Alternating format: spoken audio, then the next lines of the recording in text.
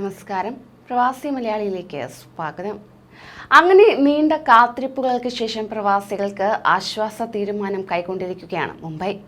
UAE-യിൽ നിന്നെത്തുന്നവർക്ക് quarantine ഒഴിവാക്കിക്കൊണ്ടുള്ള നിർണായക തീരുമാനമാണ് മുംബൈ പങ്കുവച്ചിരിക്കുന്നത്. ഗ്രേറ്റർ മുംബൈ മുനിസിപ്പൽ കോർപ്പറേഷൻ പുറത്തിറക്കിയ സർക്കുലറിലാണ് ഇക്കാര്യം വ്യക്തമാക്കിയിട്ടുള്ളത്. 7 ദിവസത്തെ ക്വാറന്റൈനിൽ നിന്നാണ് UAE-യിൽ നിന്നെത്തുന്നവരെ ഒഴിവാക്കിയത്. പുതിയ നിബന്ധന ഇന്നു മുതൽ പ്രാബല്യത്തിൽ വരും.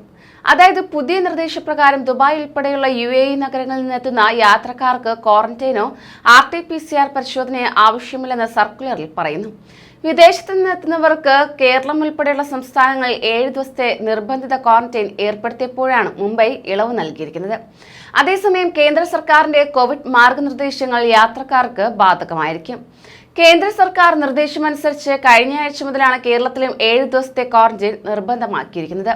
പ്രവാസികളുടെ ഭാഗത്തു നിന്ന് ഈ നിബന്ധന പിൻവലിക്കണമെന്ന ആവശ്യം വ്യാപകമാണെങ്കിലും അതിൽ മാറ്റം വന്നിട്ടില്ല.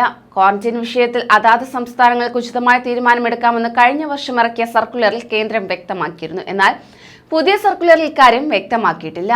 അതേസമയം UAE-യിൽ കഴിഞ്ഞ 24 മണിക്കൂറിനിടെ 3000-ലധികം പേർക്കാണ് കോവിഡ് സ്ഥിരീകരിച്ചത്. രാജ്യത്ത് പുതുതായി 3067 പേർക്ക് രോഗബാധ സ്ഥിരീകരിച്ചതായി ആരോഗ്യരോഗ പ്രതിരോധ മന്ത്രാലയം അറിയിച്ചു.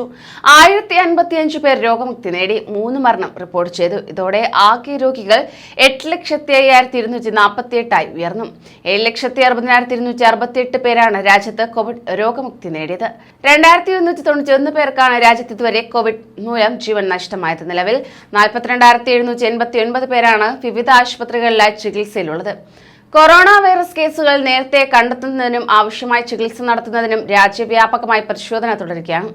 രാജ്യത്ത് അനുദിനം കോവിഡ് രോഗികളുടെ എണ്ണം വർദ്ധിക്കുകയാണ്. കനത്ത ജാഗ്രത കാണിക്കണം. എല്ലാവരും മാസ്ക് ധരിക്കണം. സാമൂഹിക അകലം പാലിക്കുകയും വേണമെന്നും അധികൃതർ ആവശ്യപ്പെടുകയുണ്ടായി.